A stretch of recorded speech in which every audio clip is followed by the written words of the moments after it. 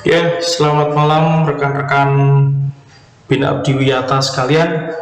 Kembali bersama saya William Putra.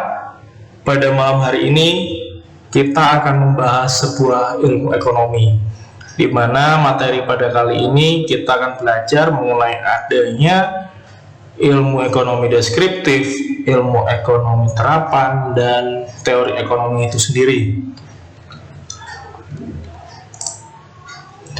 Pada pembelajaran sebelumnya, kita sedikit mengulas mengenai ekonomi. Ekonomi itu apa sih sebenarnya? Di mana kata kuncinya adalah untuk memenuhi kebutuhan yang tidak terbatas dengan alat pemuas yang terbatas. Kuncinya itu diingat-ingat. Jadi kegiatan manusia dalam usaha untuk memenuhi kebutuhan yang tidak terbatas dengan alat pemuas yang terbatas.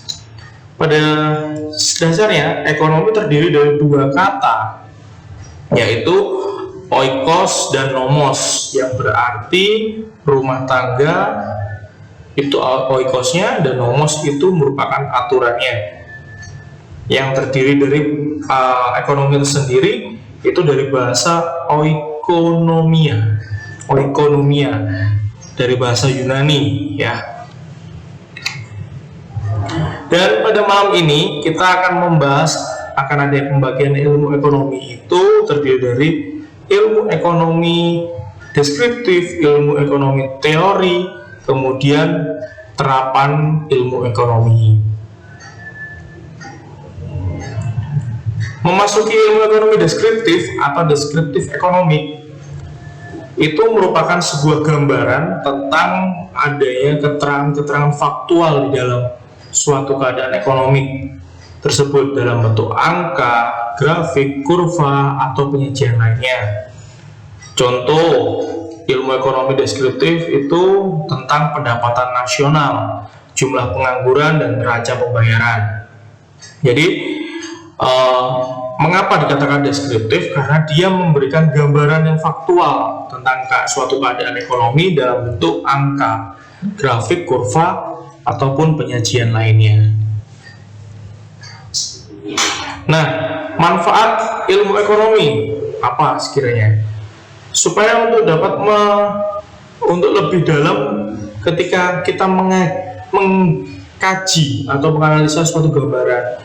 Jadi dari situ kita dapat mengetahui dari kurva atau grafik tersebut, kita dapat mengetahui mungkin dengan ada supply, demand, kemudian harga kita seberapa, price kita seberapa, permintaan maupun penawaran, kemudian ada otomatis kalau kemarin kita udah belajar pasar tuh, jadi dimana ada permintaan customer atau manusia itu ada permintaan, kemudian kita memberikan penawaran berapa, seperti itu.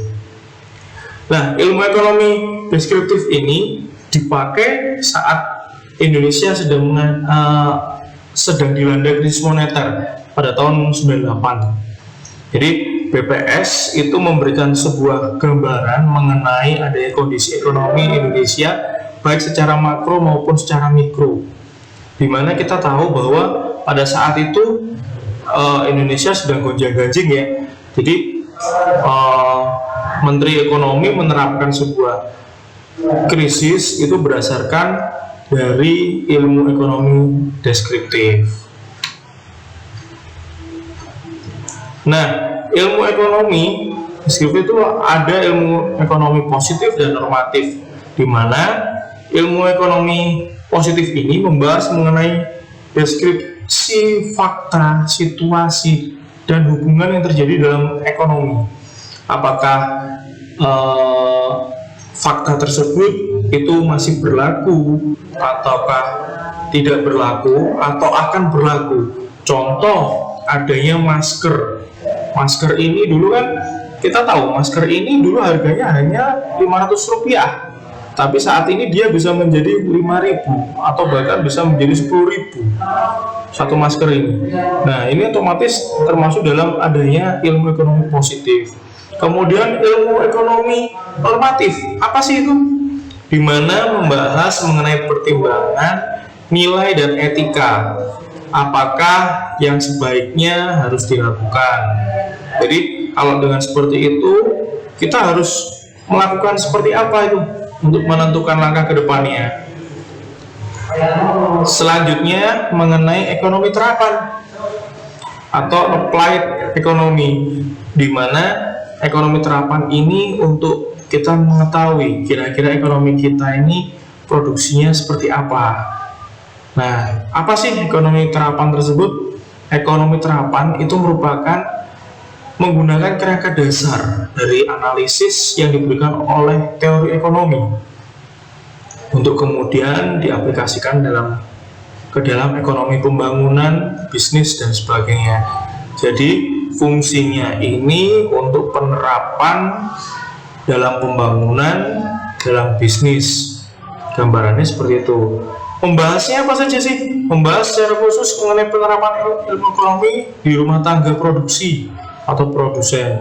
Jadi sebelum ke konsumen itu, ilmu ekonomi terapan ini digunakan untuk mengaplikasikan di dalam sebuah RT, rumah tangga produksi.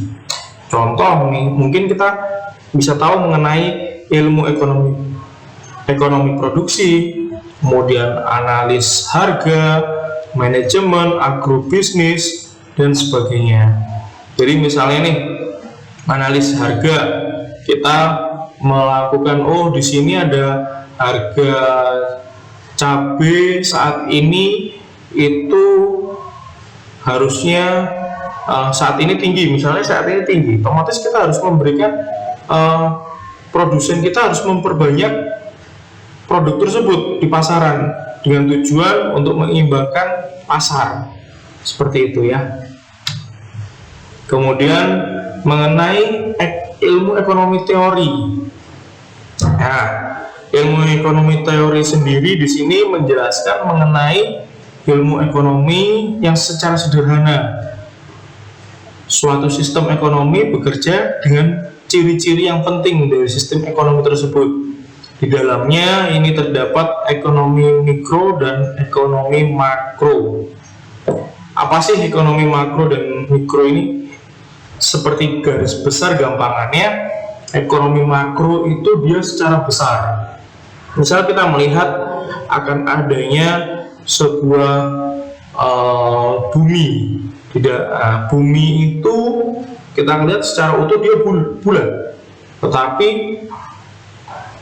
disitulah perbedaannya antara ekonomi makro dan mikro. Misal makro itu dia melihat secara luas, secara bulatnya itu, dan mikro dia masuk ke di dalam bumi itu ada siapa sih?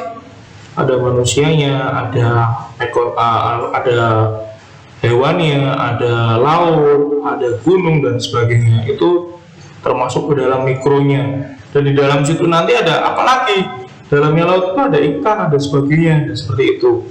Dan dalam ekonomi teori ini ditunjukkan bahwa ada bagaimana mengenai dua hal berhubungan satu dengan yang lain atau saling mempengaruhi. Contoh, harga dan permintaan, harga dan penawaran.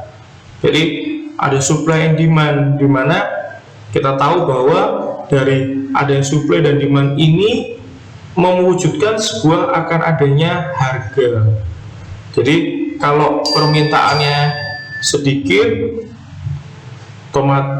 supply-nya banyak, barang semakin banyak, otomatis harganya akan semakin rendah. Kalau barangnya supply-nya banyak, otomatis permintaannya semakin rendah. Kalaupun permintaannya banyak, karena supply-nya sedikit. Nah, di situ tuh harus akan adanya price, gimana saling berpengaruh satu dengan yang lain. Nah, seperti itu. Price versus demand, price versus supply untuk mengenai ekonomi teori ini. Nah, cukup demikian terlebih dahulu mengenai adanya pembelajaran pada hari ini, yaitu mengenai ilmu ekonomi. Next, kita akan belajar mengenai makro dan mikro. Terima kasih dan selamat malam.